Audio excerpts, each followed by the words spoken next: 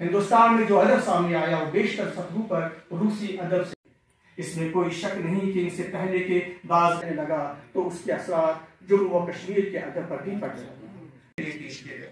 اردو کے بیشتر کانفرنس قومی سطح کی کانفرنس ہے۔ مقصد ہے کہ اس کانفرنس کے دوران اردو زبان اور اردو ادب کے حوالے سے بحث و تبحث ہو، لٹریچر کو جو ایشوز درپیش ہیں، زبان کو جو ایشوز درپیش ہیں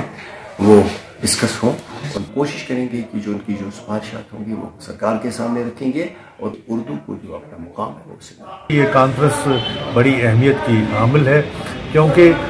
بہت کم معاصر اردو ادب پر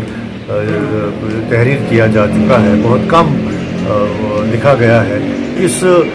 کانفرنس میں جو مقالے پڑھے جائیں گے تو ان میں یہ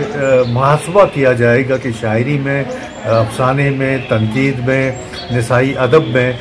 کیا کچھ اس وقت لکھا جا رہا ہے، بعد میں انہیں کتابی صورت میں بھی شائع کیا جائے گا۔ اردو کو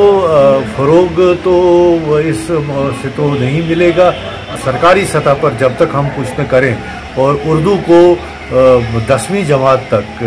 لازمی مضمون کے طور پر ہم پڑھانے کے اقدامات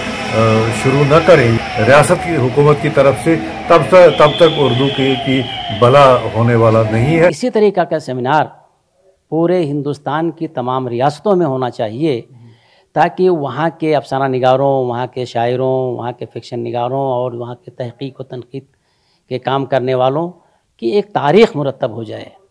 تو جب تمام ہندوستان کی ریاستوں کی ایسے علاقائی تاریخ مرتب ہو جائے گی تو پھر اردو ادب کی تاریخ اور خاص طور سے صحت مند تاریخ لکھنے میں جو ہے بہت آسانی ہوگی۔ جو اردو ادب کی تاریخ ہے تو اس میں بہت شکایتیں آتی ہیں، ساؤتھ کے لوگ کہتے ہیں، دکن کے لوگ کہتے ہیں اس میں ہمارے فلاں شاعر جو بہت بڑے تھے وہ چھوٹ گئے ہیں، یا ایسی دوسری ریاست سے بھی اس طرح کی آواز آتی رہتی ہے کہ اس میں فلاں شاعر اتنا بڑا تھا، فلاں فکشن نگار اتنا بڑا تھا، اس کو اردو ادب کی تاریخ میں جگہ نہیں ملی ہے۔ تو اس سے کیا ہے، یہ جو گیپ ہے یہ گیپ بھر جائے گا۔ تو اس طرح کے پروگرام کا انعقاد پورے ہندوستان میں ہونا چاہیے۔ آپ اندازہ لگا سکتے ہیں کہ کتنا مہر